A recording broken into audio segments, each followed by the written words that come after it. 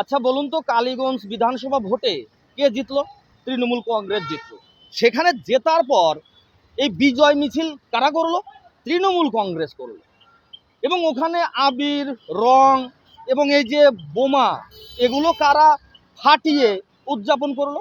তৃণমূল কংগ্রেস করলো। কিন্তু প্রশ্ন হলো, এইখানে পুলিশও কিন্তু উপস্থিত ছিল।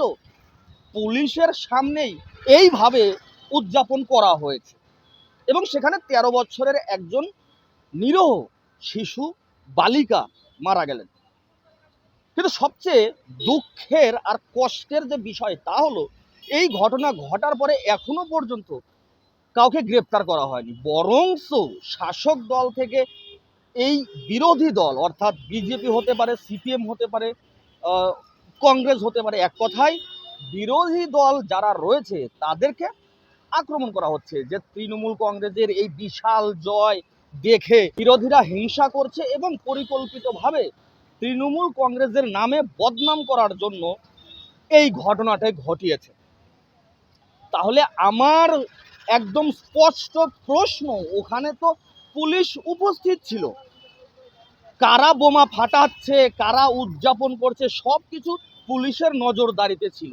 তাহলে যখন বোমাটা ফাটালো, কেন তাকে সেই মুহূর্তে ওইখানে গ্রেপ্তার করা হলো না? তাহলেই তো দুধ কা দুধ পানি কা পানি বের হয়ে যেত। কারা বোম ফাটিয়েছে, কারা বোম নিক্ষেপ করেছে, কারা এই ধরনের ঘটনা ঘটিয়েছে, কেন তাদেরকে গ্রেপ্তার করা হলো না?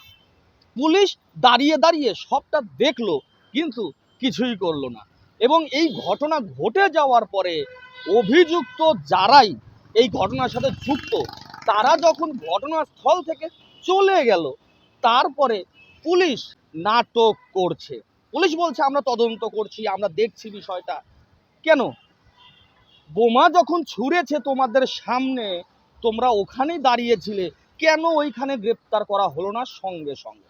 প্রশ্নের জবাব চাই।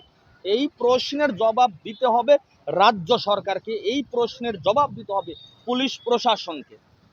কারণ একটি ১৩ বছরের বালিকা, তিনি ভোট সম্পর্কে কিচ্ছু বোঝে না, ভোট খায় না মাথায় দেয়, ভোট কি করে কিচ্ছু বোঝে না, তার কেন জীবন চলে যাবে এই নোংরা রাজনীতি, নোংরা বিজয় উদযাপনে? বন্ধুরা, প্রতিবাদ করুন, ভিডিওটা শেয়ার করুন। কারণ যে বা যারা এই ঘটনার সাথে যুক্ত থাক, আমরা চাই তাকে গ্রেপ্তার করুক অবিলম্বে, তাকে সর্বোচ্চ শাস্তি দেওয়া হোক।